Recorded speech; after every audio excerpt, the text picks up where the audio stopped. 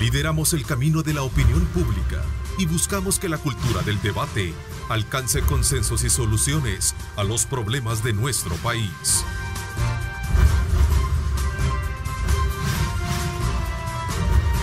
Diálogo con Ernesto López, edición especial. Hola, buenos días, El Salvador, ¿cómo están? Qué placer, como siempre, saludarles a ustedes. Gracias por sintonizarnos a esta hora de la mañana. Agradecemos a Dios Todopoderoso por darnos ese privilegio, esa oportunidad de poder ingresar hasta la intimidad de sus hogares. Nosotros continuamos, desde luego, llevando a cabo nuestras tareas competentes en el área de periodismo, en el área de opinión y sobre todo en el área de la información y la orientación, como lo he sostenido en los últimos días, que es parte de la dinámica en la que hemos entrado a efecto de que usted tenga una mejor orientación de lo que está pasando. Así es que bienvenido a este viernes. Como siempre, quiero saludar a nuestro panel. Quiero saludarte, Marvin Aguilar. ¿Cómo estás? Bienvenido. Llegando de San Miguel. Gracias por acompañarnos. También nos acompaña Carlos Araujo, bienvenido. Muy buenos días a todos. Y nos trasladamos desde luego hasta un lugar, desde nuestra ciudad capital. Allá está Julio Valdivieso también. Julio vía Sky, gracias por acompañarnos. ¿Cómo estás, Julio? ¿Qué tal? Buenos días, un gusto estar por este medio comunicador. A ver, ¿cuál es el examen de las últimas acciones que ustedes pueden hacer con relación a cómo se va desarrollando todas las actividades en el marco de la emergencia que vive el país? Ya tenemos el último informe, el día de ayer, 46 casos reportados. Se habla de un local registrado en el sector de Lourdes, Colón. Así es que es una situación que desde luego sigue siendo contenciosa a partir de la buena acción que se ha venido haciendo en los últimos días por parte de las autoridades de gobierno para ir conteniendo desde luego este tipo de situaciones. Vamos a aprovechar e invitarlos a ustedes, amigos que nos están sintonizando. Escríbanos a través de @diálogo21 y @Neto López Radio. Ahí usted envía breve el mensaje y va a salir posteado en la parte inferior de la pantalla de su televisor. Queremos desde luego con ustedes compartir las opiniones y las sugerencias o aquellos valores agregados que den a lo que vamos a tratar este día. Julio, te consulto, ¿cómo ven la situación? Bueno, con tanta información que anda aquí circulando en las redes sociales, que es el mecanismo por el cual nos informamos, por un lado creo que es de llamar la atención al usuario de las redes sociales, en el sentido de tomar de fuentes fidedignas y no, dijéramos, maximizar sin dejar de descuidar lo delicado de esta situación. A mí me preocupa que ya se encontró el primer caso de carácter local, es decir, que lo adquirió en el país, no así los otros 45 casos que son, dijéramos, los que estaban en cuarentena o los que habían concentrado, que producían, que venían de fuera del país. Entonces, creo que esto sí ya, sin temor a equivocarme, va a llegar un momento en que vamos a pasar a la etapa 2, si es que no la dieron ya, la etapa 2, en el sentido que cada vez se va a ir restringiendo más la circulación. Entiendo que ya entramos a la fase 2, según al presidente le escuché decir que ya estábamos entrando en la fase 2. Lo que pasa es que no está regulado el alcance de la etapa 2, pero debemos de inferir de que va a irse orientado a ir restringiendo la mayor parte de la circulación, que es lo único que se puede hacer en este momento, y es evitar que se propague aún más esta enfermedad. Yo aquí quisiera como hacer una exposición. Creo que deberíamos de evaluar seriamente, más que todo no nosotros sino el gobierno, el hecho de ir como agrupando los grupos de mayor riesgo por edades. Porque también tenés que ver a la par que no puedes restringir la totalidad, aunque llegado el momento creo que va a haber que tomarse una decisión. Pero necesitamos como ser el equilibrio entre preservar la vida de los salvadoreños, ¿verdad? Y tampoco dejar a un lado la productividad para poderse sostener este tiempo. No sabemos cuánto tiempo va a durar este encierro. Yo no creo que sea solo los 30 días, no lo creo. Claro. Por lo menos no se vislumbra que eso así vaya a ser. Y por lo tanto, pero podemos reducir, por ejemplo, el nivel de riesgo. Si se aglutinaran aquellas personas de 65 años para arriba con una prohibición total, es decir, ser las personas de un grupo de riesgo de tal magnitud que ya están en un peligro inminente. Eso creo que debería de dar. Y así ir como clasificando los niveles de riesgo, los que están en enfermedades adicionales a la edad, para irlos agrupando en determinados segmentos poblacional y que de alguna manera el impacto pueda ser menos en cuanto a las personas que puedan andar en la calle. Fíjate que Julio tiene bastante razón en el señalamiento que está haciendo en este momento, porque si tú revisas los 46 casos, 20 son personas mayores de 60 años en este momento, que son la población de más riesgo, que estadísticamente se sabe que en todo el mundo son los más sujetos a adquirir la enfermedad y a complicársele la enfermedad y a fallecer. O sea, yo creo que sí, de alguna manera debe de dictarse a la población cierta orientación en función de aislar aún más a las personas de alto riesgo, como son estas personas de edades avanzadas y con enfermedades crónicas. Perdón, no necesariamente déjenme abierto el micrófono a Julio, ahí está comentando, realizador ahí, el encargado. Sí, Julio. Sí, correcto, es decir, esa última parte que dijo Carlos era lo que hacía. Cuando tú sacas el porcentaje de esa, te das cuenta a dónde está golpeando y a qué grupo poblacional está golpeando aún más. Entonces creo que debería ser como un elemento a evaluar, porque no va a poder posible en un momento determinado cerrar todo lo que es la actividad. Imposible. La realidad se va a terminar imponiendo. Y hay una situación, yo lo decía en dos frases, ¿verdad? La necesidad opaca la razón. Es decir, mucha gente está consciente de los peligros de esta enfermedad y del daño que puede causar, pero hay una realidad que vive día a día y esa es la que se determina. Que aunque sí, él lo acabamos de experimentar recientemente, ¿verdad? Claro, que aunque él esté conscientemente del riesgo, no solo personal.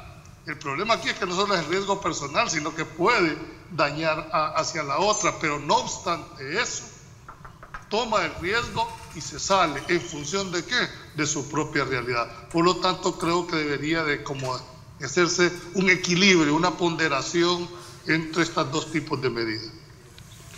Yo, entre de lo que puedo analizar de lo que es, digamos, el escenario mundial de esta crisis, es que, en primer lugar, los científicos no se han puesto de acuerdo aún, digamos, cuál de las dos cepas, ¿verdad?, es la que puede llegar a afectar a la gente o a los países, porque hoy resulta que hay ya dos cepas y esto pone incluso en riesgo la vacuna que se estaba trabajando, porque para qué cepa es que va a colmo servir. De males. Para qué cepa es que va a servir. Entonces, por lo tanto, esto, digamos, llega a...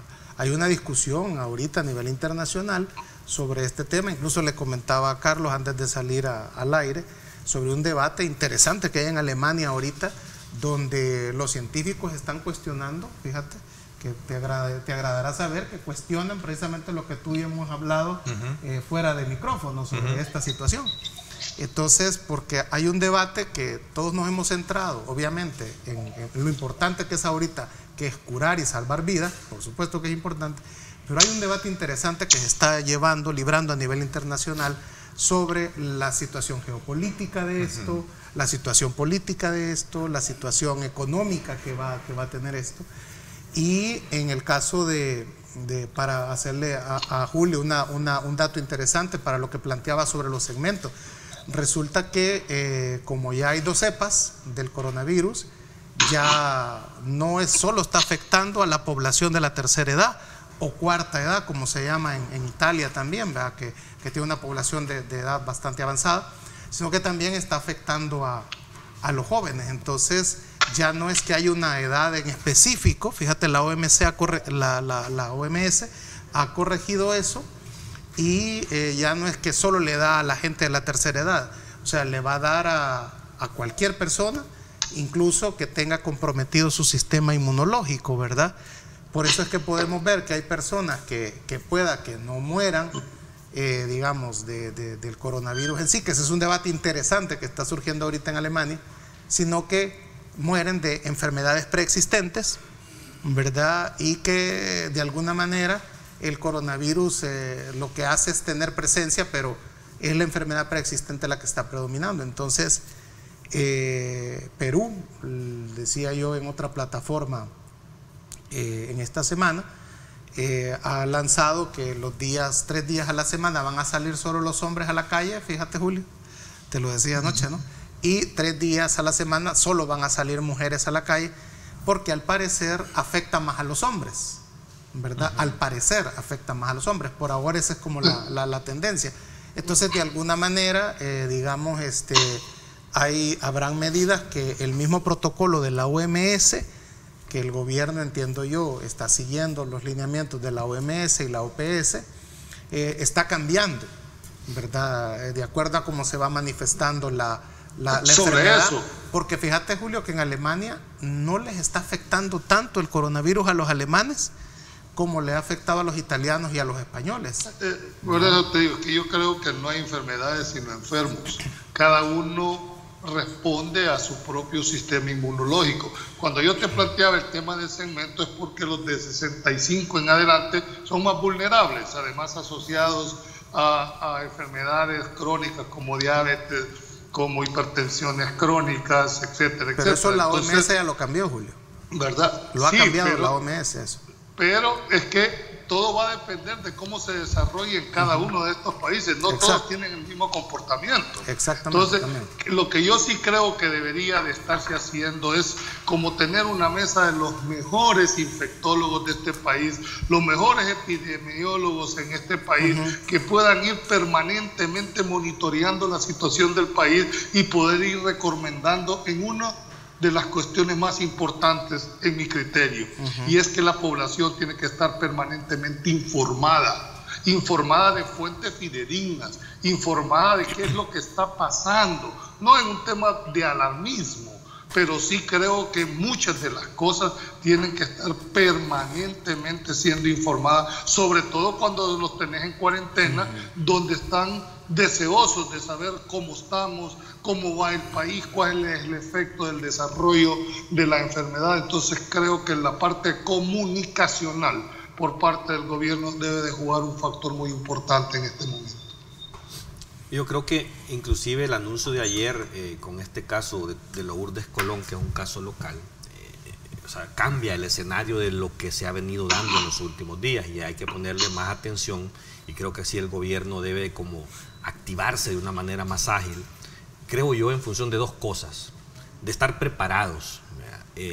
La red de hospitales públicos aún está resintiendo a nivel de los médicos los materiales y los insumos suficientes para poder protegerse, y también el hecho de los hospitales, o sea, la adaptación y la preparación de los hospitales todavía está en camino, no está consolidado eso, y creo que son 2 elementos fundamentales. O sea, aquí, si esto empieza a crecer de una forma descontrolada y fuera, por decirte, este día, va a haber un serio problema en la red de hospitales, porque no hay protección médica todavía y no hay suficientes equipos ni hospitales preparados. Ayer creo que anunciaron ya que van a ocupar el hospital del Seguro Social de Amatepec, creo, para prepararlo para eso, pero lo van a preparar. O sea, yo creo que aquí tiene que meterle baterías al 100% el gobierno, en función de que eso esté a la brevedad posible. O sea, deben de haber ya lugares listos para comenzar a atender de una manera un poco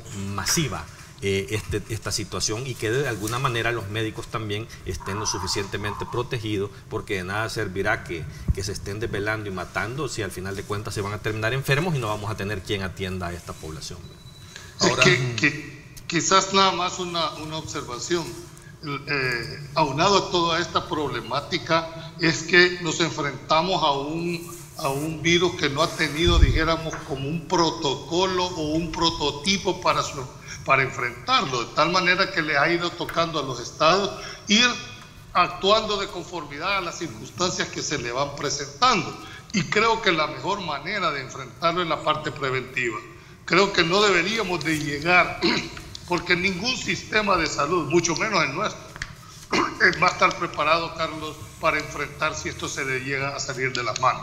Pues la OMS ha dictaminado que lo correcto es lavarse las manos constantemente, ¿no? Y el distanciamiento social, ¿verdad? O sea, básicamente esas son como las dos grandes medidas de prevención. Eso es para la población, el distanciamiento social y las medidas higiénicas, pero yo hablo de los médicos. De los médicos que deben de tener también un tienen que tener un equipo, muy especial. Tienen que tener el equipo para eso. Y eso, o sea, es un llamado de atención, ¿verdad? Porque se está escuchando bastante parte del sector y del gremio médico que está en hospitales que aún no tienen el equipo. O sea, ¿qué es lo que hay que hacer aquí? Agarrar un avión, irlo a traer a las fábricas o no sé, algo tienen que hacer en función de que eso venga a la brevedad posible. ¿Por qué? Porque si ya empiezan en este momento, no había sido extremadamente urgente. ¿Por qué? Porque los casos estaban saliendo de los centros de contención. Pero si ya tenemos casos en la población, definitivamente estos casos comunitario van a llegar a los hospitales. Lo que sucede, y ahí sí puede generarse un gran problema. Eso que tú estás tocando es un problema que están enfrentando casi todos los ministerios de salud donde están habiendo esto. Donde hay crisis. Por ejemplo, España tiene incluso se ha descubierto, fíjate, un mercado negro para comprar y vender respiradores y mascarillas, por ejemplo, ¿no? Pero es que ahí ya se le salió de control totalmente la situación.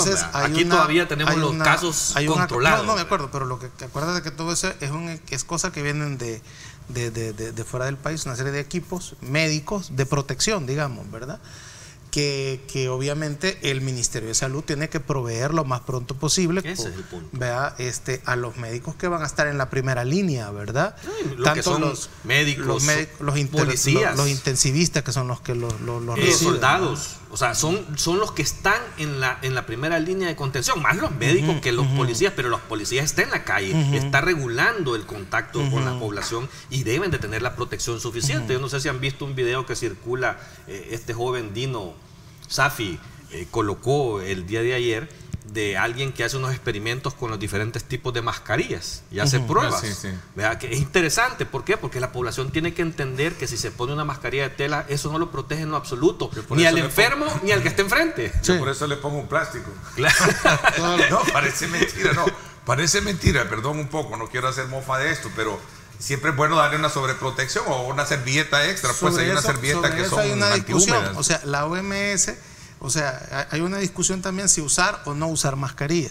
En Oriente, o sea, China y los países asiáticos consideran de que es correcto. Pero eso es ilógico, pensar de que no puedes usar tú para prevenir si es solo porque el otro anda contagiado y el otro cómo se contagió. Claro. Entonces, hay que usarla, pues yo creo que ahí hay maquiavélica o diabólicamente hay una actitud, no la usen.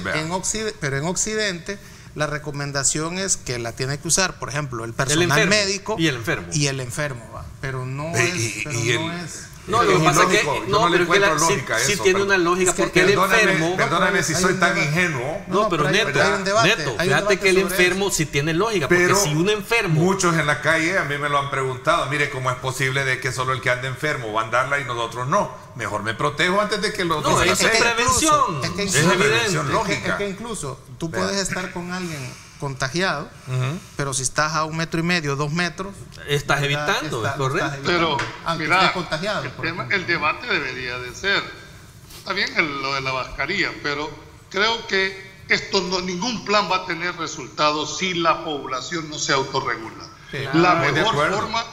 La mejor forma de prevención es no salir, y el que va a salir que se proteja, estrictamente necesario que se proteja. Y hay una cuestión que la OMS ha dicho, ¿verdad?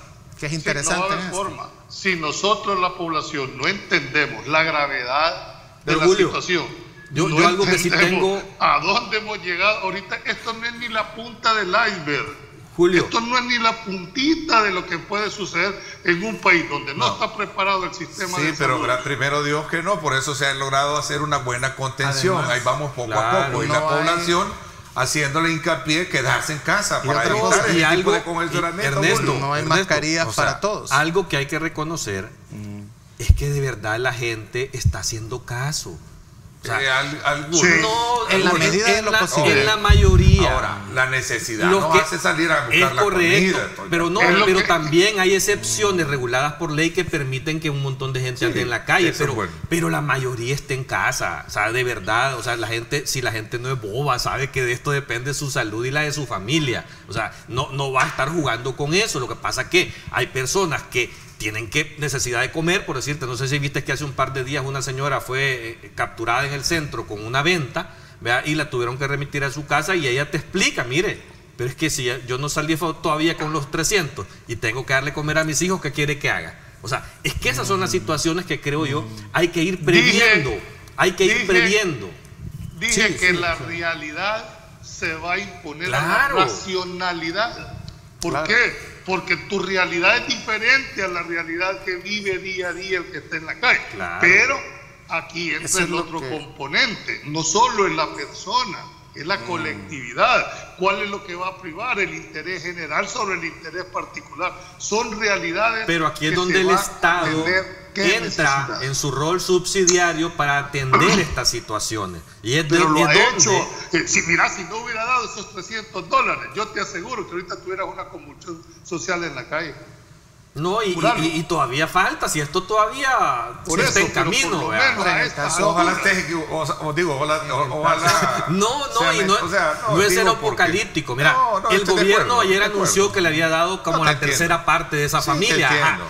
No llegaban al millón. No, llegaban, el ministro Julio, de Hacienda medio dijo que millón. llegaba al millón. Vea, ¿Y tú crees que las familias van a esperar un mes para comer? No, pero con No. $300 puedes comprar dos, por lo menos yo para me 2 meses. refiero a los que no lo han recibido. Ah. O sea, No, la gente por no eso. se puede esperar. Por eso. Y entonces aquí es donde digo yo, hay que prever como Estado las formas, las diferentes Pero formas. Yo está he visto... bien, pero yo también aquí quiero poner un ingrediente, el tema de la solidaridad.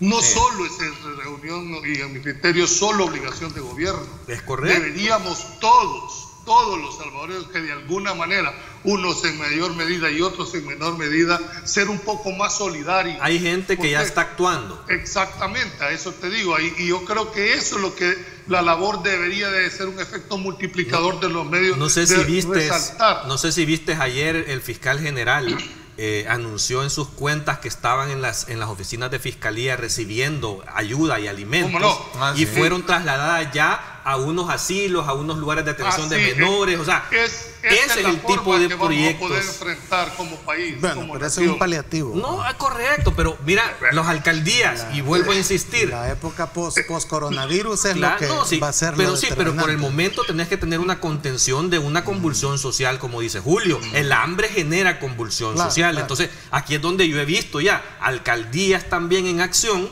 entregando paquetes de alimentos a poblaciones deprimidas, de que eso, quieras o no, va a aliviar en la medida de que no se pueda llegar inmediatamente con esta ayuda de los $300. Estas ayudas de los municipios son compensatorias que van a bajar esa presión social. O sea, por eso es que hay que Y todo coordinar, parece- y todo hay que parece- apoyarse. Todo parece indicar que esto se va a alargar al 30 de abril. Yo creo que No, llegamos a mayo. Yo creo que llegamos a mayo. Yo sincero, Por lo menos a apocalíptico, finales dije de mayo. que va a estar hasta mayo esta situación, Sí, con el sí, agravante sí. que entran las lluvias, con otro tipo de Enfermedades. Y otro- de enfermedades y situaciones. Son las enfermedades somos una respiratorias sociedad siempre, o con- sea, gripe. No, Dengue. sí, No, Sí, no, por sí, eso- claro, la sí. diarrea, que el mal de Diarrea, mayo. mal Al de mayo. Y hay Lo una, que hay te una estoy cosa que también, planteando que esto es un agrava elemento. aún más el tema de esta epidemia. Es decir, ya somos demasiado vulnerables en determinadas zonas. Cada vez que viene un invierno hay deslaves, hay arrastres, y si a esto le agregas la falta de atención, no van a haber la disponibilidad de medicinas para las tradicionales enfermedades, y aún encima con esto, o sea, es un panorama nada bonito. Y hay No un se quiere ser, elemento- dijéramos, un elemento no quisiera interesante. tan apocalíptico, pero es realidad. No, no lo es, pero hay una cosa que ayer revisaba en la noche, ya en Estados Unidos hay 10 millones de desempleados, ¿verdad? Es una cifra bastante histórica porque se ha llegado a eso en una semana, y la mayoría, el porcentaje de estos despedidos o esta gente sin empleo son hispanos. Eso quiere decir que el otro efecto de las remesas se va a comenzar a sentir también en El Salvador. Y ya. Sí, porque ya van 2 semanas sí. que está afectando el despido. Entonces, no, y hay una cosa, una observación. Un dato interesante. Ese dato ¿no? estadístico de los 10 millones es un dato legal. Sí, legal, claro. O sea, son empleados legales. Sí, y la mayoría de nuestra población es ilegal. Y esos son los primeros que sufrieron el embate del desempleo. Ya se metieron al tema de los empleos.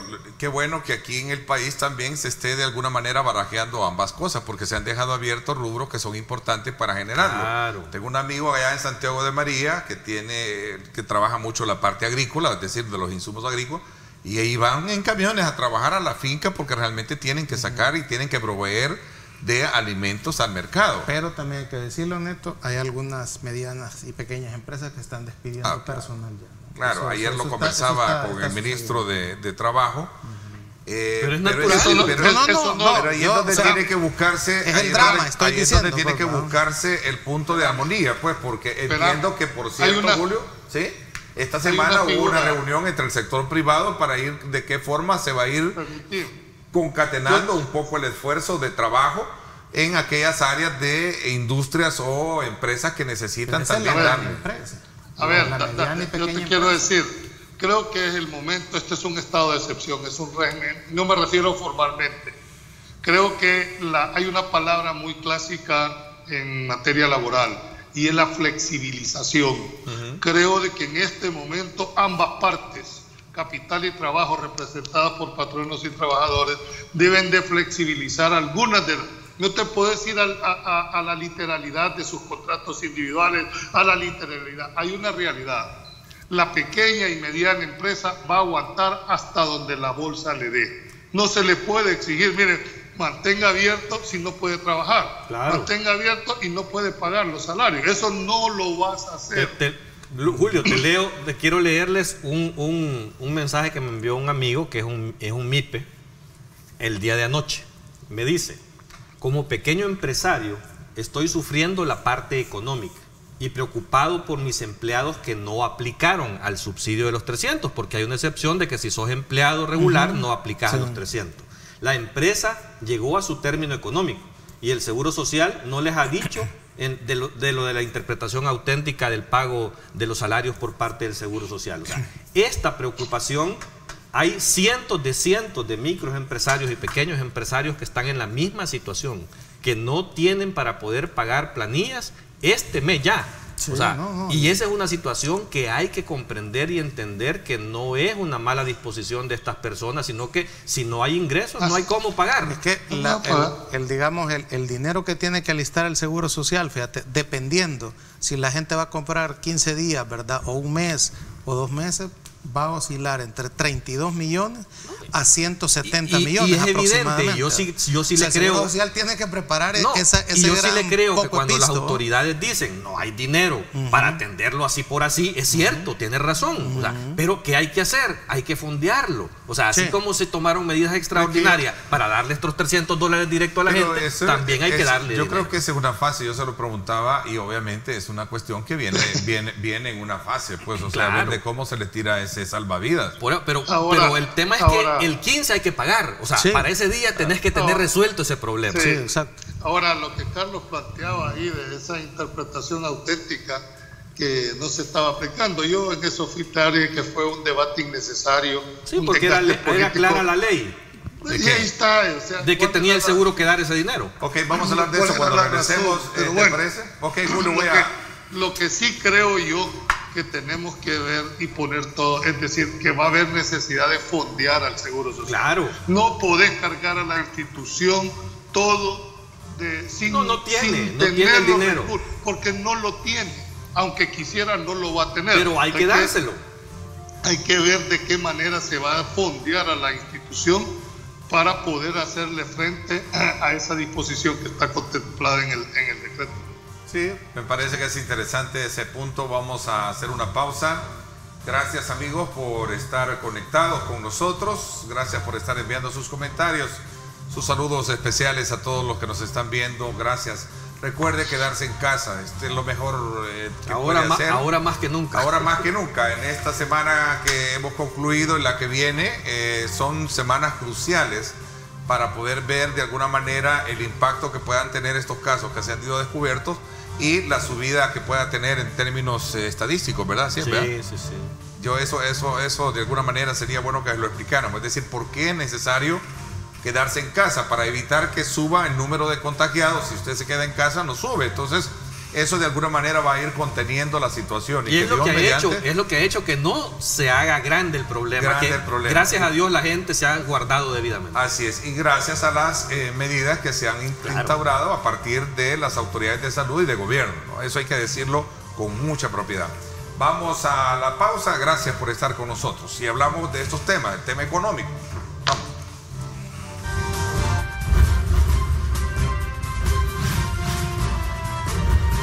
Diálogo con Ernesto López, edición especial.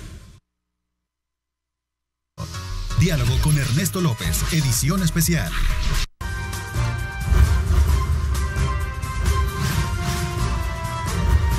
Diálogo con Ernesto López, edición especial. Bueno, gracias. A propósito de hablar de impactos económicos o de hablar de proyecciones, porque no se puede de alguna manera, Julio, Carlos y también Marvin, tener con certeza cuál puede ser. Lo único que sí va a haber una situación bastante apremiante para todos aquellos que tienen compromisos fuertes de planilla, ¿verdad? Y no digamos los pequeños y microempresarios, que vamos a estar desde luego sopesando muchas situaciones. Pero bueno, veamos una cosa en esto. Yo quiero aprovechar e invitarlos a propósito que sintonicen mañana a las 7 de la mañana en directo con Ernesto López Radio. A las 7 de la mañana voy a hacer el contacto con dos economistas. Estará Carlos Federico Paredes y también estará nuestro buen amigo Rafael Goches. Con ellos vamos a estar haciendo unas proyecciones de cómo se está manejando la emergencia en el país, cuál es el panorama económico que se percibe, no solo para la nación, sino que también cómo estará el mundo. Yo creo que es interesante el día de mañana, que no se pierda el programa, 7 de la mañana, a través de Radio Fuego. También estamos en Facebook, en vivo, y también en Twitter, para que ustedes puedan tenerlo en las redes sociales. Así es que desde ya les invito para que no se lo pierdan, 7 de la mañana, hora de El Salvador, esta entrevista con Carlos Federico Paredes y también con Rafael Goches, ambos economistas. A ver, Julio. Bueno, creo que el tema económico para mí es la segunda pandemia. Es lo que va a requerir de una verdadera voluntad política de implementar algunas de las acciones y sobre todo entender que esa racionalidad para permitir que determinadas actividades no dejen de producir. A mí lo que me preocupa es cuando el sector informal, no tengo ningún dijéramos, temor a establecer una autorregulación o incluso a fondearse porque tienen, dijéramos, hasta en un momento determinado esa voluntad.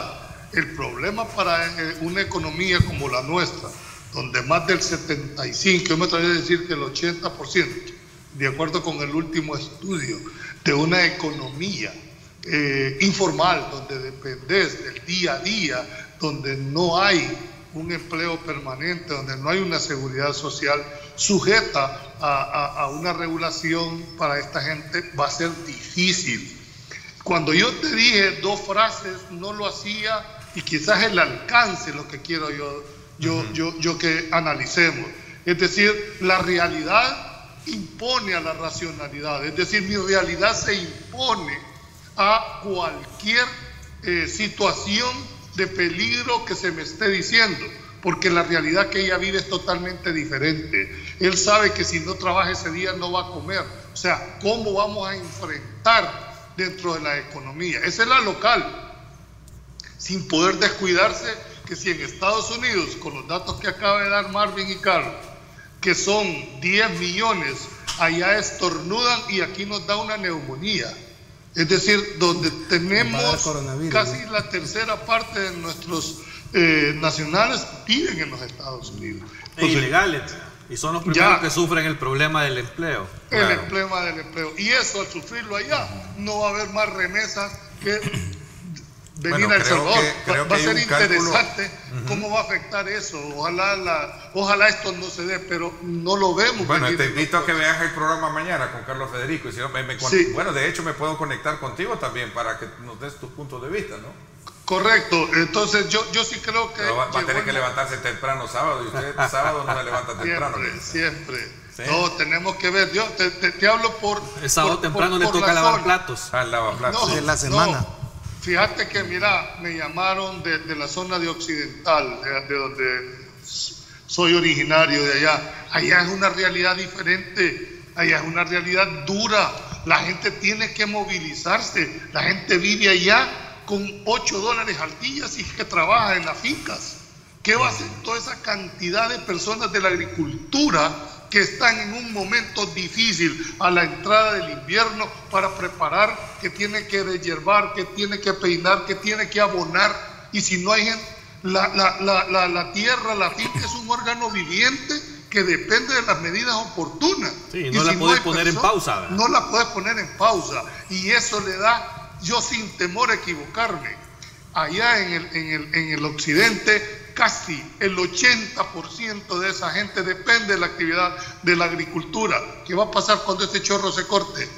¿Qué va a pasar cuando esta gente no pueda? Y no porque el agricultor no quiera pagar, sino que no va a poder pagar. ¿Por qué? Porque a él el crédito de avío no se lo van a dar, su cosecha no lo va a poder vender. Es decir, se vuelve un círculo vicioso que si no estamos todos preparados para enfrentarlo, esta segunda epidemia o pandemia de la economía va a ser tan atroz o tan letal como la primera. Yo en las proyecciones que hay, que estaba revisando, el Estado va a verse comprometido fiscalmente gravemente después de esta pandemia. Al parecer va a dejar de percibir en impuestos un cálculo, mañana tú lo puedes consultar con los economistas, de $500 millones. Bueno, ellos están trabajando en el análisis de lo que van a hablar mañana. Por eso yo les digo, mañana no se van a perder ese programa. Y otra cosa que hay que considerarlo para la cuestión de un verdadero despegue económico es que con los 2.000 millones que se han aprobado, ¿va? Una vez los coloque y se haga el empréstito o se vendan o se coloquen bonos, la deuda llega al 87% del PIB. Y si en este caso se llega a aprobar los 5.000 millones, es decir, 3.000 millones más, quedaríamos al 97% del PIB.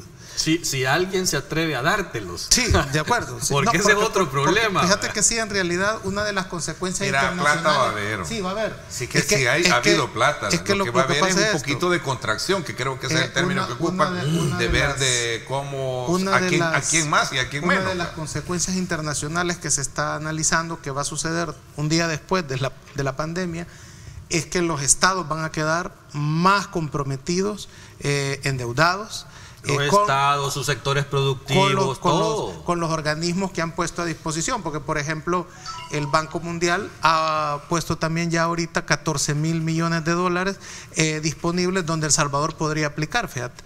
Y está la oferta del Fondo Monetario Internacional de $50.000 millones, que están ahí esas líneas de crédito que digamos El Salvador podría aplicar. Que los interrumpa. Entonces dinero va a haber, es decir, lo que suceda, pero no sé cuándo. Sí. Exacto, o sea, es decir, uno y dos, yo quiero que te diga, es que no va a haber ningún gobierno que soporte tal magnitud. Claro. Si el Estado se nutre de los impuestos y de dónde más, y si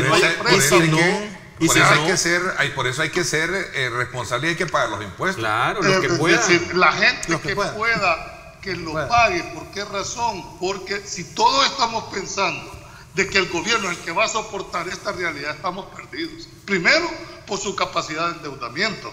Carlos lo acaba de poner muy bien. Es decir, vamos a ver si existe alguien que quiera prestar con ese nivel de endeudamiento. Entonces, no se le puede dejar al Estado la carga total para enfrentar una situación. Yo por eso es que insisto. O sea, yo creo que en El Salvador hay suficiente gente idónea, capaz en esta materia económica, que es una sugerencia al gobierno de que convoque a una mesa. Bueno, los dos que tú tendrás mañana son personas muy experimentadas en materia económica y creo que hay más gente para poder hacer una discusión a profundidad de cómo tener un plan económico de recuperación. Porque es cierto, o sea, el Estado, mira, todas las micros y pequeñas empresas que están cerradas en este momento, que son muchísimas, esos son los generadores de IVA, son los generadores de pago a cuenta. Y si no se factura, ¿cómo el Estado se va a nutrir? Y aparte tenemos un Estado que por obligación tiene que gastar recursos para atender la pandemia, porque lo tiene que hacer por obligación.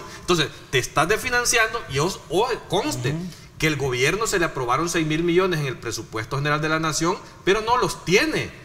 Mes a mes se va fondeando. Es un presupuesto. Se va fondeando. Es un presupuesto de lo que te puede llegar a ingresar. Pero además, Carlos, esto no quiere decir que el Estado no tiene las otras obligaciones naturales que están, dijéramos, ya presupuestadas. Es una cosa seria. Hay actividades que el Estado no puede postergar. Esto es extra. Va a tener que hacerle frente a los salarios de todo el sector público. De todo el sector lo va a afectar. ¿Y cómo lo va a hacer para pagar? Ese es el tema. Entonces aquí es donde vienen la planilla de empleados es de 173,000 personas. Lo que Julio dice, o sea, el sector agropecuario en el campo, o sea, mira, es que las fincas y las siembras no le puedes poner pausa. Esa gente tiene que continuar produciendo, si no se va a perder todo. O sea, no es que no van a comer hoy, es que no van a comer en muchísimos años después, si esto no se rescata en este momento. Fíjate bien, aquí hay que hacer una especie de corolario muy interesante. Y esto, Ernesto, tú que tienes esta plataforma, sería interesante cómo el Ministerio de Economía, el gobierno va a diseñar un plan económico de reactivación. Porque esto va a ser la segunda pandemia, ¿verdad? Yo diría que este va a ser el segundo desafío del país. A mí me gusta ser optimista, perdóname yo. No, está de acuerdo, pero es que yo soy optimista. Y creo que hay que verlo así. Ponerle el nombre que querrás. Yo le llamo la segunda realidad económica que nos va a tocar enfrentar. Claro, por eso el segundo gran desafío es el hecho de tener un plan de reactivación económica. Con que salimos del desafío fuerte aquel de la debacle que hubo en el 2008. Desde el 2008. Sí, pero esto es mucho más grande. Es mucho más grande. Pero es diferente porque ahí hubo que fondear al sistema financiero. Era sector específico. Aquí estás hablando ya de la gente, ¿verdad? O sea, es que esos $300 que se le dio a 1,5 millones de familias, es que hay que diseñar una política también de ayuda muy similar, si quieren verlo así, para la mediana y la pequeña empresa. Fíjate que hay que hacer otro plan que obviamente dentro de los 2,000 millones va para la reactivación de algo que se puede llamar mediana y pequeña empresa agrícola. Claro, fíjate que entonces, lo que te decía ayer, estos desafíos de alguna manera hacen que la gente se active y se reactive y se agrupe en función de cómo proteger sus sectores. Hace un par de días nace un movimiento que se llama SOS Ganaderos del Salvador, ¿verdad? Donde se aglutinan a nivel nacional todos los ganaderos, se ponen todos en un chat juntos, dan una conferencia de prensa y lo que dicen es, miren, al gobierno le están pidiendo ayuda. ¿Por qué? Porque toda la leche que están produciendo en este momento se está perdiendo.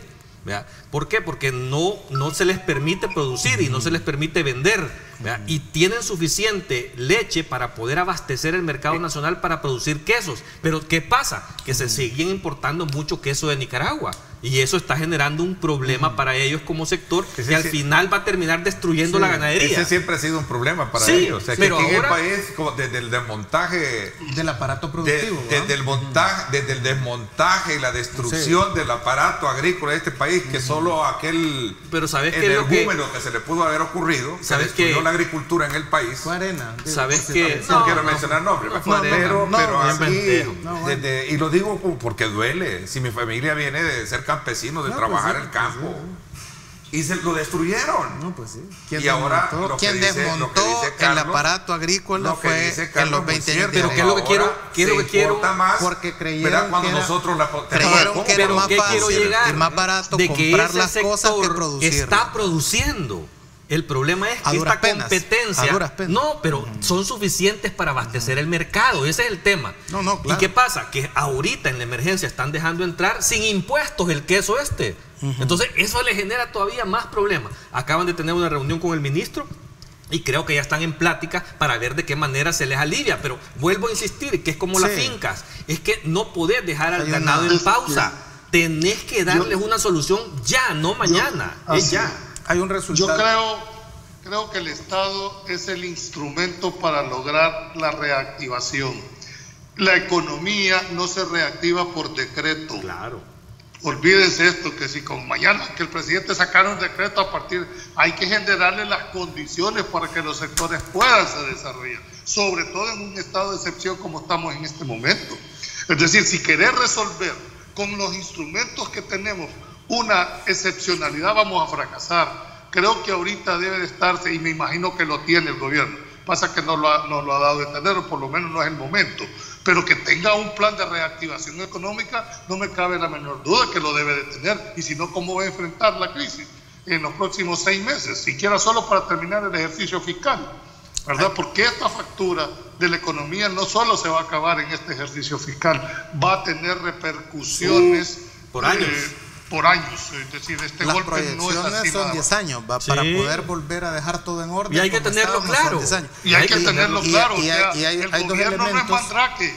El gobierno no tiene la vara mágica hay dos elementos, para resolver los problemas. Eso hay no dos es cierto. elementos que pueden ayudar para entender esto de la reactivación en el campo, que es como los resultados que se están viendo de la pandemia.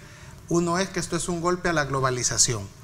Los estados se han cerrado, si ustedes se fijan, va a cerrar fronteras y todo eso, va a significar que esto de que le podemos comprar a todo el mundo todo lo que haya, incluso una de las instrucciones de la OMS por las mascarillas es porque dijo no hay mascarillas para todo el mundo. Entonces, hay que hacerlas, hombre. Ahí vi que alguien estaba haciendo. En el centro ya las encontrás de tela, ponerles un plástico pero el plástico encima.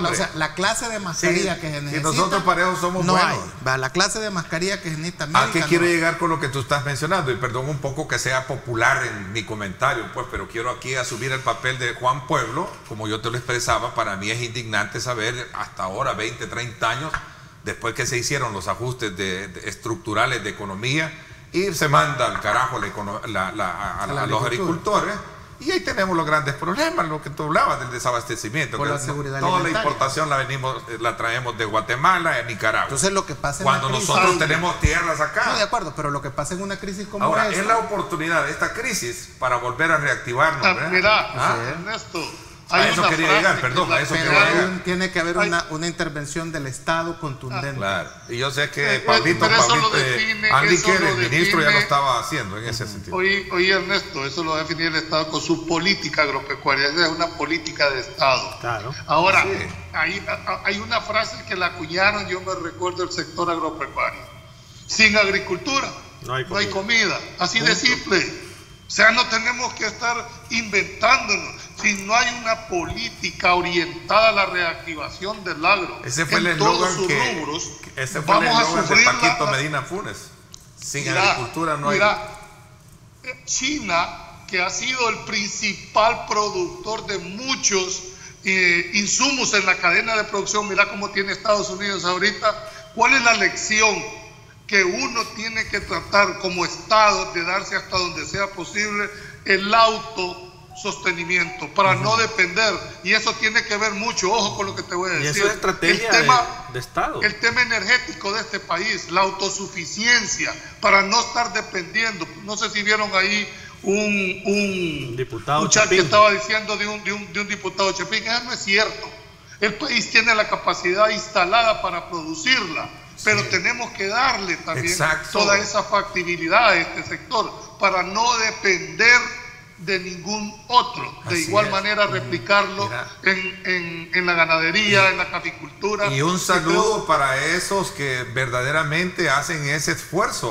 Hortalizas en el sector de Oriente, yo en le el norte llamo del héroes país. Anónimos. Esos héroes anónimos que no los ves en los programas, que no los ves en los medios de comunicación, pero que día a día le están dando a este país la sostenibilidad. Esos son los que de realidad habrá que apoyarlos para que este país no caiga.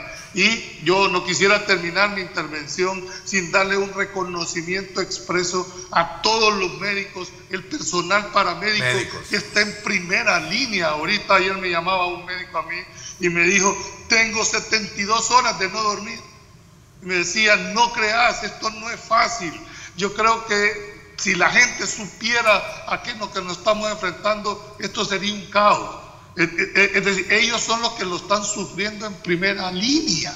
son los que están poniendo las cuotas de sacrificio, y creo que esto nos va a llevar a pensar el día de mañana el rol que desempeña un médico con los salarios que esto significa para un médico. Hoy se están poniendo de moda, y yo lo equiparo con lo que decían en Europa, con un futbolista famoso. Hoy saben lo que es pagar 40 millones de euros para que muevan una pelota versus los 10.000 euros que le pagan a un científico para que estudie el tema. Igual creo que esto nos va a hacer reorientarnos como sociedad para valorar las funciones que en este momento se han tenido a este apostolado. Voy a hacer una pausa, seguimos con ese tema porque hay muchas preguntas. Mauricio Ernesto Ochoa dice: la cura puede salir más, más cara que la enfermedad, dice, y por esa razón es necesario ir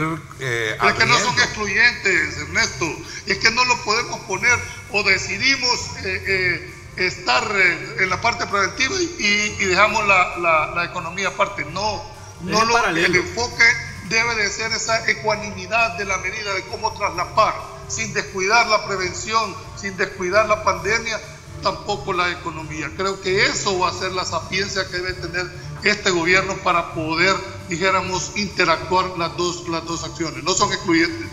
Dice Evelio González a los señores panelistas,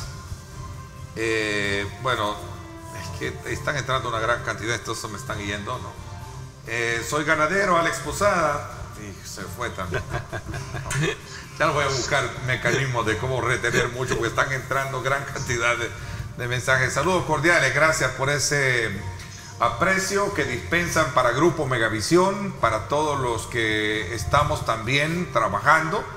Voy a reconocer esa labor de muchos que están detrás de las cámaras, para agradecerles también a nombre de todos ellos el reconocimiento que también tienen por el trabajo y el esfuerzo que se hace de estar acá exponiéndose y haciendo todo lo que está a nuestro alcance para mantenerlos a ustedes orientados y bien informados. Gracias a Dios ayer se aclaró en términos ya legales a través del decreto 15, ¿verdad, Julio? 14. No, el 14 era el que no dejaba en clara la situación.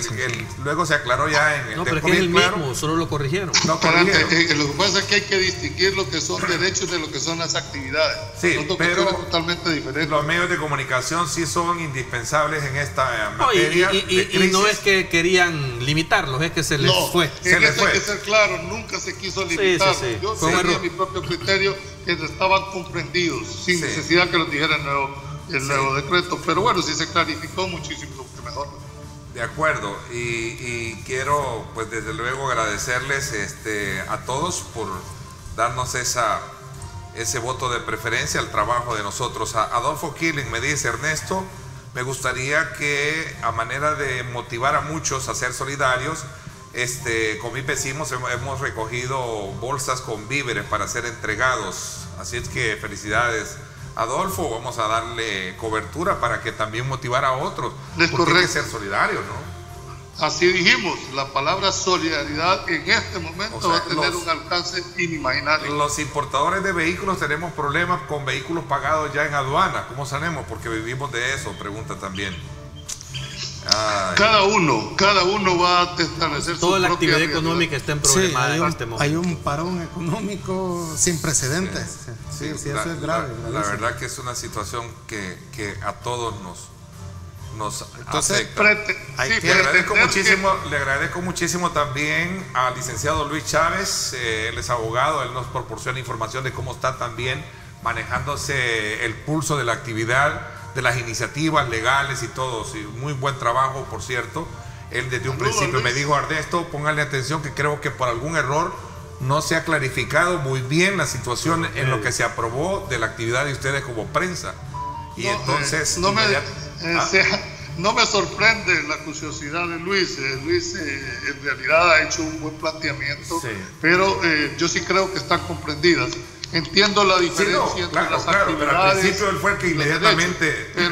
Pero sí están contemplados toditas las actividades. Sí, con la corrección que se hizo, porque inmediatamente yo igual me comuniqué con gente de Casa Presidencial para decirles, miren, esto está pasando ahí. Entonces rápido arreglaron. Y qué bueno, porque el gobierno ha reconocido que los medios de comunicación somos aliados desde el punto de vista de cuando presentamos como este medio las cosas coherentemente, o sea, no andamos con agenda para nada. Así es que qué bueno por ese lado. Me voy a la pausa y regreso.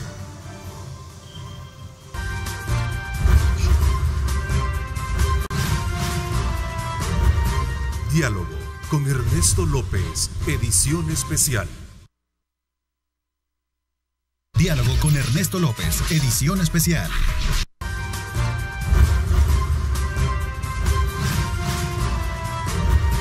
Diálogo con Ernesto López, edición especial. Bueno, gracias nuevamente por estar con nosotros. Fíjate que hay una situación que el próximo viernes ya es Viernes Santo, ¿verdad? Claro. Así es. Y no van a haber procesiones para los que están dentro del área de la Iglesia Católica. No habrá, todo va a ser virtual, así es que creo que nosotros vamos a tener que trabajar. Entonces al final siempre vamos a estar activos, ¿no?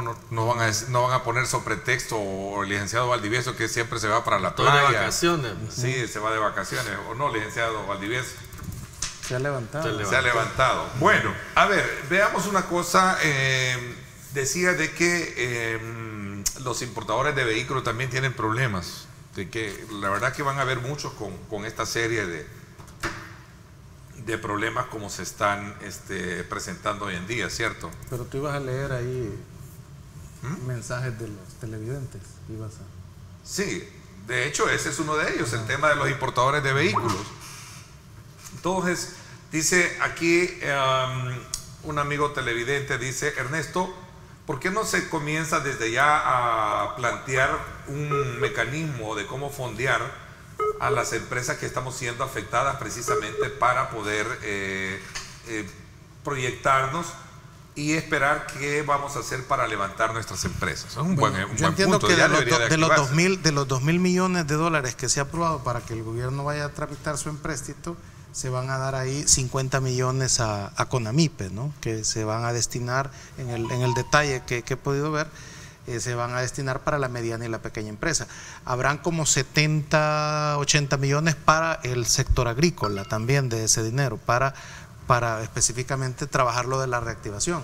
Sí, el decreto que se aprobó en la Asamblea ya tiene cierto destino. Exacto, sí. De esos fondos que tienen que ver con reactivación económica. Quedan como 200 millones todavía que no se ha definido, ¿verdad? Un poco más de 200 millones, ¿verdad? Que no se ha definido. Que también hay 600 millones que van transferidos a las alcaldías para hacer también proyectos productivos a nivel local, municipal. Entonces, habrá en algún momento ciertos recursos que creo que no serán suficientes, porque, insisto, el fondeo del Seguro Social no está contemplado en este momento para poder atender planillas del sector privado. Entonces creo que eso es algo que hay que ponerle mucha atención en este momento, y creo que habrá necesidad de más recursos. Sí, o sea, puede llegar hasta 170 millones. Claro. Entonces por eso es que es importante de que hay que prevenir todo esto, hay que sentarse desde ya, hay que convocar a los mejores economistas de este país para que puedan contribuir al gobierno a diseñar un plan lo más adecuado a nuestra situación de deuda, nuestra situación económica, nuestra situación del sector productivo de este país, que tiene sus particularidades, o sea, que tenés que entenderlo cómo funciona para poder dar las medidas correctas, porque aparte, un error en esto puede quebrar el sector productivo totalmente. Pero no aparece en pantalla. Yo creo que una cosa importante que hay que también tener en cuenta, que ya viene la parte de la oportunidad, me gusta que en el mundo se esté hablando de la intervención del Estado como garantía para poder salir de la crisis en la que estamos, cuando ha habido todo un discurso en estos años de que el Estado hay que reducirlo, que el Estado es el problema. Entonces hoy estamos viendo que frente a una situación crítica, el Estado resulta ser, digamos, el todopoderoso y al que todo el mundo recurre, ¿verdad?, para tener, digamos, las soluciones, y la intervención del Estado no se van a poder solucionar muchos problemas. Ese es uno de los cambios en el discurso, ¿no?, en el discurso internacional, porque se reconoce la importancia de un Estado fuerte. Ahora, en el caso nuestro, en El Salvador, es importante que esta situación nos permita recuperar el aparato productivo. En este caso ya la Constitución manda sobre la seguridad alimentaria y es necesario que de esta situación se pueda reconstruir todo ese tejido agrícola que se tenía. Una de las cosas, neto, por las que desarmaron todo el aparato agrícola del país es porque decían que no era rentable, ¿verdad? Entonces que era como mucho más barato traer todo de Guatemala o de Nicaragua. Como dijo un amigo, a la paja. Entonces, para hacer los grandes negocios posteriormente. Entonces, de alguna manera hay que ver que esa Perdón el término, No, pero hay que ver que ese señalamiento que se le hizo al aparato productivo nacional agrícola, pues no sea en este momento la herramienta que se utilice nuevamente para decir, mira, es que no vale la pena intervenir en la agricultura, ¿no? Esto no es tan así como plantearlo y decir, bueno, hay que volvernos autosuficientes. Por supuesto que eso es la meta. Lo que pasa es que en materia económica el dinero no tiene patria. Es decir, si a una persona le es más fácil o más barato, es decir, importar que producir, ¿qué crees que va a ser la decisión? A menos que aquellos sectores tengan incentivos para poder apalear. Estados Unidos tiene una agricultura subsidiaria. Totalmente. ¿Me explico? Entonces, ¿qué va a hacer? Eso lo va a definir la política de Estado. Ahora, un gobierno o un Estado no se define por la cantidad de personas, si es fuerte o es débil. Yo creo que la fortaleza de un Estado está cuando sus instituciones funcionan, cuando son duras, cuando son imparciales. Ahí se ve la fortaleza de un Estado. Y yo, mira, Marvin, yo sí creo que el Estado no es el que debe resolver solo este problema. El Estado debe generar las condiciones para que los sectores puedan desarrollar. El Estado per se no genera empleo. El Estado no es el papá Estado que nos va a resolver los problemas a nosotros los ciudadanos. El Estado va a generar condiciones para que cada uno de nosotros podamos desarrollar, estableciendo una buena política agropecuaria, una política de seguridad, una política de educación. Eso es lo que le corresponde al Estado hacer, diseñar y ser el instrumento para que los sectores se desarrollen. Pero dejarle la responsabilidad a que el Estado me venga a resolver el problema, sobre todo en un tema de crisis, yo creo que no es el camino correcto ni es el que nos va a sacar. El Estado tiene sus limitantes, el Estado va a topar. De acuerdo que las tiene, pero los $300 a las familias, eso es lógico. Esa es una señal de lo que yo te estoy diciendo, que el Estado debe de intervenir cuando debe de intervenir. ¿Hasta cuánto va a aguantar el Estado? Claro, hasta donde haya. Pues sí, hasta donde haya lo va a aguantar. Entonces, en realidad si sí, hasta donde haya, ¿no? No, pero precisamente es que esto, como dice Julio, no es un tema de Estado, es un tema de la sociedad en general, donde está incluido el Estado, donde esté incluido los gobernantes y la institucionalidad que se determine en un pacto social, como dice la Constitución. Esto tenemos que resolverlo entre todos y por eso es importante el diálogo entre los gobernantes y el sector productivo para determinar los mecanismos más idóneos para poder resolver esta crisis, porque todos vamos a tener que aportar una cuota de sacrificio. O sea, aquí no es cuestión de que el Estado no sacrifica nada. Si el Estado todo lo que va a poner de dinero son dinero de nuestros impuestos al final de cuentas. El Estado lo único que tiene que hacer es tener la suficiente capacidad de idear políticas adecuadas que nos permitan a la sociedad de alguna manera echar mano de esto para poder reactivar la productividad de un país. Eso es lo más importante. Yo solo quiero meter un ingrediente. Nadie puede negar la efectividad que han tenido estas medidas en esta pandemia. Unas medidas acertadas, pero la verdadera prueba para el Estado va a ser después de la crisis. Esa va a ser la verdadera prueba. No hemos pasado la crisis de salud todavía, Julio. ¿Qué va a pasar el día después? Ya la estamos pasando. Sí, Hasta hoy, a mi entender, el Estado ha hecho lo correcto. Se han tomado las decisiones duras, pero fueron decisiones que tenían que tomarse. Pero va a llegar un momento en que se va a llegar al punto de la crisis. Y de ahí para allá, vamos a ver cómo se va a enfrentar. Y es que también, Ernesto, no hay que menospreciar que pueden haber rebrotes de la epidemia. Es que no es tema de rebrote. Ahorita estamos todavía en la etapa que esto comienza. No, de acuerdo. No creamos que esto ya pasó, esto no podemos aflojar. Esta situación va creciendo. Lo que pasa es que se ha logrado minimizar su nivel de crecimiento. O retrasar. Por eso, ¿para qué? para preparar el aparato, nada más para eso. Mira qué hubiese pasado si este gobierno no hubiera tomado las decisiones fuertes, criticadas muy seriamente. Tuviéramos como Ecuador. Ahora aquí lo que se está tratando es preparar todo un sistema para poder enfrentar cuando y por venga eso, Julio, es importante, precisamente por eso es importante tener el tiempo para prepararse, y ahí es cuando el gobierno tiene que entender, cuando a veces señalamos algunas cosas, es que no es por cuestión de atacar, es una cuestión de llamar la atención para que se tomen medidas correctivas de algunas operativizaciones de las medidas que se han tomado. O sea, porque cualquier error en este momento implica vidas, y creo que un error no puede permitirse, porque va a generar un problema más serio. Sí. Entonces ahí es donde hay que tomar, prestar atención a lo que se le observa también. Hay que escuchar, hay que abrirse mucho más. Yo creo que esto también, yo no quiero, Ernesto, si me permitís, un llamado a una reflexión de todos los actores políticos. No es el momento ahorita de sacar raja política para nadie, porque ya habrá momentos, ya habrán situaciones donde les saquen todos los costos. Este momento el país requiere de una verdadera unificación en función de enfrentar lo que tenemos. Es que no hemos dimensionado absolutamente nada. Los que estén creyendo que hasta el domingo llegó este problema están totalmente equivocados. Yo siempre se lo he dicho, pero no me hacen caso. Siempre tratan la manera de darle el interés y el aprovechamiento político, cuando en este momento la población lo que necesita es ser solidarios todos. Ahorita, no digamos los políticos. Pues. Creo que llegará el momento en que, si quieren ustedes, se destaza. Pero en este momento requiere una verdadera unificación. Una verdadera unificación. No estoy hablando de alguien en particular. Lo que yo estoy y no sé por qué Ernesto dice eso también, ¿verdad? Porque al final de cuentas yo vuelvo a insistir, ya que tocó por alusión, ya que toque el tema. Te dio boleto. Yo sí, o sea, yo no estaba hablando de esto, pero como Ernesto quiere que hablemos de estas cosas. No, a lo que me refiero yo en el sentido de lo que tú decías, bien cierto. Es que es importante. Cuando dan aporte o críticas, siempre para construir. Pero es que vuelvo a insistir. El gobierno debe de entender de que los señalamientos que hacemos son para que las cosas se corrijan.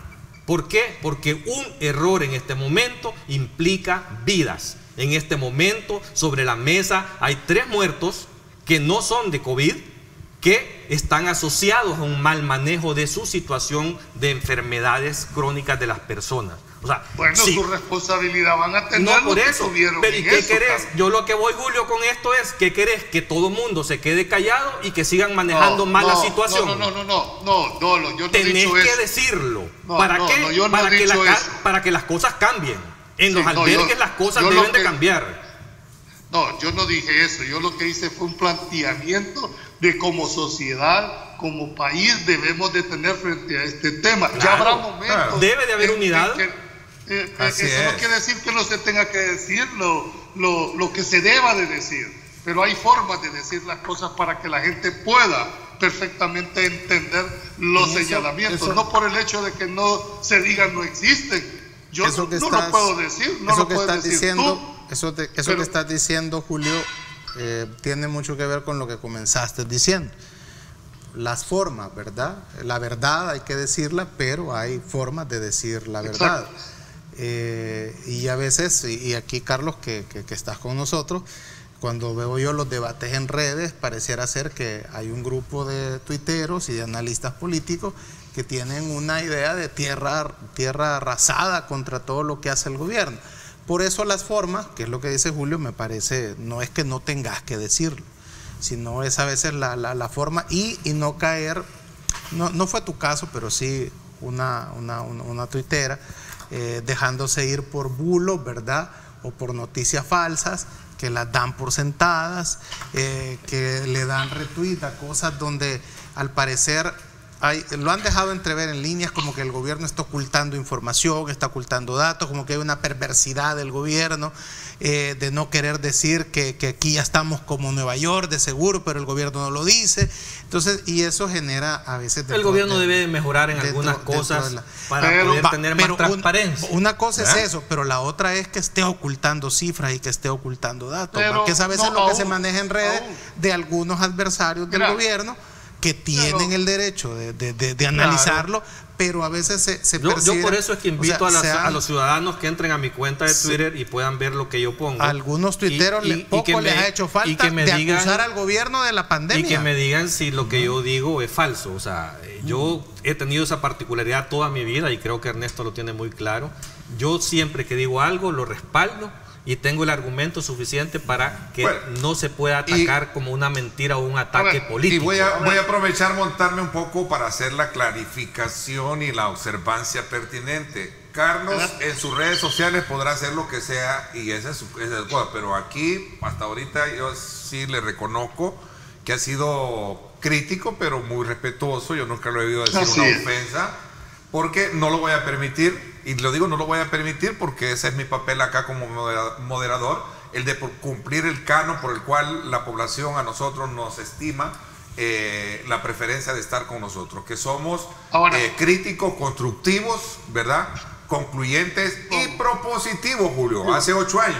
Como yo fui el que le di fuego a la mecha, debo de entender. Y yo le terminé poniendo la canela, Yo le terminé poniendo la canela. Quiero que no se saque de contexto mi posición. Yo ya le hace falta salir a Julio.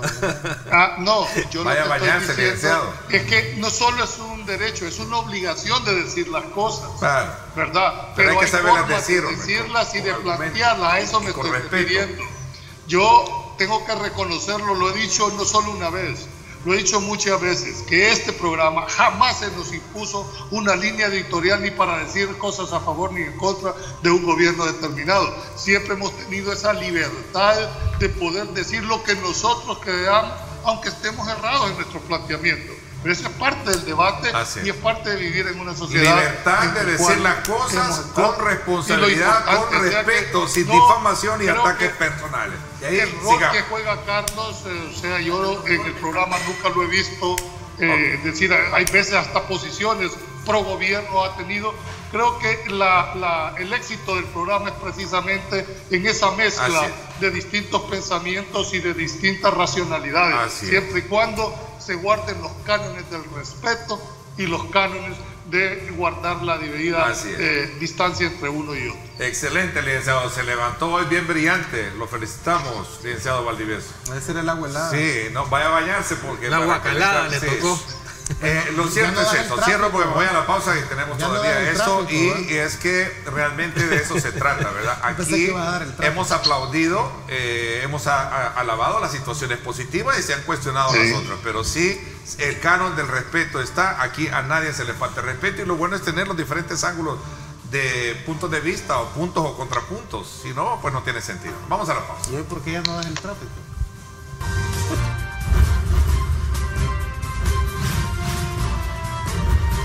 Diálogo con Ernesto López, edición especial.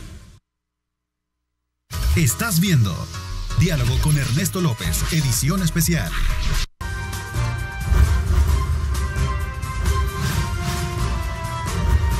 Diálogo con Ernesto López, edición especial. Bueno, este es otro tema que es bastante, digamos, sensible, ¿verdad? ¿De dónde podemos sacar los recursos económicos para poder dar ese salvatán a las empresas que en su momento van a tener que sufrir situaciones difíciles? Un ejemplo, Ernesto, podría ser el tema de las administraciones de pensiones. Yo esta pregunta se la trasladé al ministro de Hacienda, Julio, y al resto de la mesa. Y él me decía, pero ¿qué vas a hacer si lo que te van a dar es un certificado? ¿Y quién te va a comprar ese certificado? Entonces, si el dinero no está. El dinero no está, me dice, y vas a poner más aprieto al gobierno. No, y a futuro vas a desmoronar el poco sistema previsional que existe. O sea, es que hay que tener cuidado con las medidas. No puedes hacer cosas a lo loco. ¿Vea? Esa no es una solución. ¿Sí, Julio? Sí, lo otro es que te quiero decir, el problema del certificado provisionado de los fondos es que solo abarca un 24%. Es de la gente que está, dijéramos... Claro, es bien poca gente la que tiene eso. Es poca gente la que tiene, dijéramos, derecho a una pensión o al uso de esos fondos. Si el problema no radica ahí, aunque es apremiante, el problema radica que el 80 o más del 75% no está dentro de este sistema. Esa gente es la que hay que ver cómo que se va a enfrentar. Entendámoslo de una sola vez. Si no hay a la par de estas medidas que han sido exitosas, no puede dejarse de a un lado el tema de apalear a esa gran cantidad de personas, porque su realidad los va a imponer a romper la cuarentena, a imponer cualquier medida, y no le podés pedir una conducta diferente. Por eso creo yo que los $300 fueron correctos en este momento. ¿Por qué? Porque si no tuvieras un estallido social en la calle, ¿me entendés? Pero ¿hasta cuánto va a aguantar esto? ¿Cuánto más le va a dar la pita al gobierno? Por eso tiene que estarse diseñando estrategias para poder enfrentar la segunda línea de fuego, que va a ser el tema económico. ¿Qué vas a reactivar? ¿Qué vas a permitir? ¿Qué actividades nos generan mayores problemas para el desarrollo del virus? Sin descuidar, lógicamente, que no se puede parar la actividad productiva del Estado, porque si no, pues no te vas a morir del virus, sino que te vas a morir de hambre. Entonces, esa sapiencia, que en mi criterio no es excluyente una medida con la otra, debe de ser el éxito que va a tener este gobierno, de saber entender e interpretar. Interesante ese punto de vista. Voy a la pausa y regreso más, porque voy atrasado por estar, desde luego, bajo la línea de poder ampliar los puntos que se están generando en esta mesa.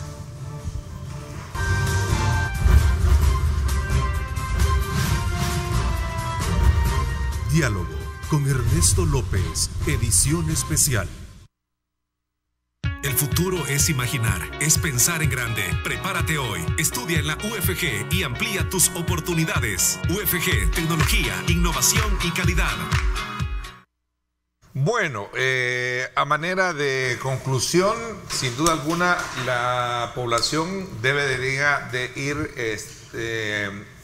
tomando conciencia la importancia que tiene el resguardo de estas 2 semanas, sobre todo por lo que se ha explicado en términos técnicos, ¿verdad? Lo que te decía de que... O sanitario, sanitario, en el sentido de que de acuerdo a los primeros casos o como se decretó la emergencia, esto podría ir, esta semana podría ir. Más que ya se detectó casos comunitarios. Autóctonos, locales. Entonces, eso ya es otra situación totalmente que cambia el panorama. Debemos de extremar medidas.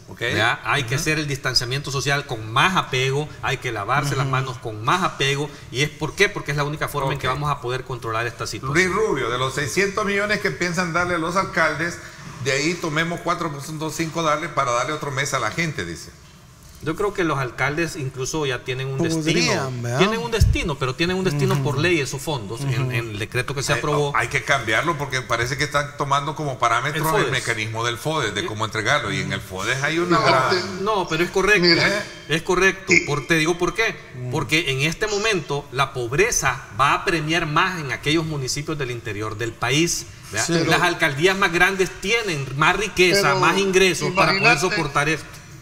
Imagínate esto, ¿por qué no se le destina 350 millones a la micro y pequeña empresa a este país y le inyecta directamente a 2 de los sectores que te tienen el 80% de la generación de la economía de este país? El decreto de los 2.000 millones contempla un destino para eso. Sí, por eso te digo, pero no, como están hablando de quitarles a unos para darles a otros, si es que el tema aquí no es de voluntad, aquí el tema es de disponibilidad. Claro. Es decir, si aquí habría que darle a todos, pues sí. Pero fíjate, Julio, que aquí en este tema de los 2.000 millones hay una particularidad, que también se formó una comisión entre gobierno y sector externo, en donde van a hacer un estudio de cuál será la mejor forma de invertir estos dineros, y creo que eso es lo positivo. Esta comisión podrá rodearse de estos economistas suficientes.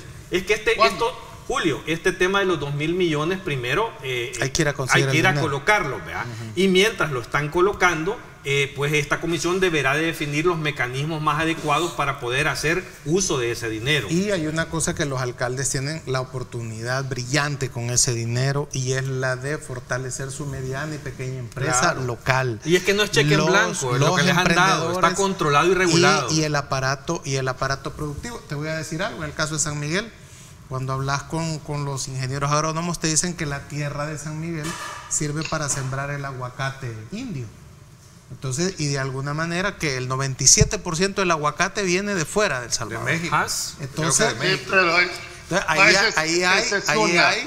ahí hay una gran oportunidad para poder volver a San Miguel la capital del aguacate. Igual sirve para sembrar papaya. Ya hay varios aguacates por allá. Bueno, sí, yo sé. Hay bastantes. Pero yo hablo de aguacate, aguacate del bueno. Bueno. Y de raza. Sí. Y de raza. Entonces, yo hablo del bueno. Saludos a mi hermano migueleño. No de eso. Sí, que él es migueleño también. Sí, por eso, con propiedad lo digo. Entonces, sé que hay están hablando de aguacate, no me preocupes. No, yo podría darte un par de aguacates, nombre de par de aguacates de allá. Yo creo que la reorientación se la va a tener, como Carlos dice, esa comisión. Ojalá las decisiones que sean ágiles y oportunas. Es que no podemos esperar. O sea, el tema es que está exigiéndose de que se tomen medidas ya. O sea, yo entiendo lo que dice Marvin, el aguacate, sí, pero el aguacate te va a dar en 4 años. Ya se murió cuando la gente vaya a poder producir. Esto no son excluyentes las medidas.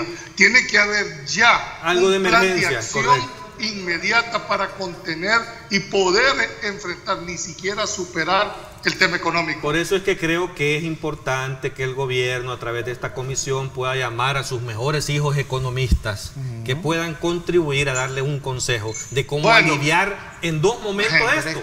Porque una cosa es el momento actual de la emergencia, de cómo poder hacerle frente a ese fondeo de recursos a través de política fiscal, porque esa es la única forma, y la otra cosa es el alivio post-crisis por el tema económico. Quizás el apoyo, Julio, yo lo veo así, el apoyo a la mediana y pequeña empresa inmediato puede ser el gobierno, pero dentro puede ser de los alcaldes. Pero dentro de 4 años deberíamos de tener un aparato productivo que nos permite enfrentar la siguiente crisis, Julio.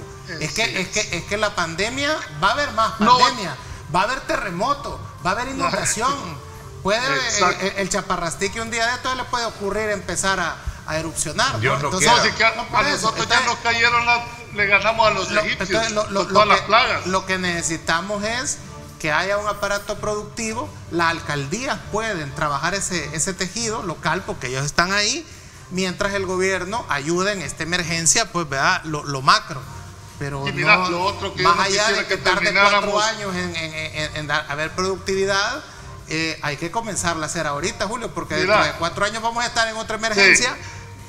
Y nosotros siempre hemos pasado en esto. Yo no quisiera terminar el programa sin hacerles el llamado a todos los ciudadanos, en el sentido de que aquella gente que no tiene derecho a los $300, en el sentido de que tiene capacidad, hay gente que me consta no deberían de estar en ese listado y no lo retiren, en solidaridad con los que en realidad hay gente que haga un mecanismo de devolución. El alma, ¿verdad? Hay gente que parte el alma de su situación, de cómo está, que para ellos puede significar en realidad comer o no comer. Yo creo que a eso le tenemos que apelar. Ya esos famosos gangueristas, los gañanes, los que crean que el robo aquí es cachería, creo que este es el momento que como sociedad reflexionemos que no es la mejor forma de ser solidarios con los demás. Así es, Julio, te agradezco muchísimo a ambos, también a ustedes, gracias Marvin, gracias Carlos.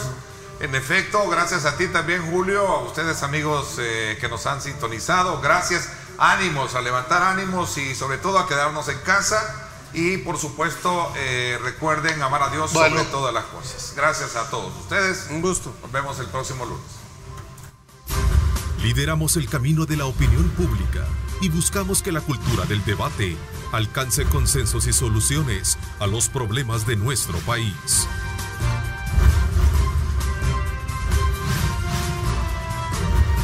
Diálogo con Ernesto López, edición especial.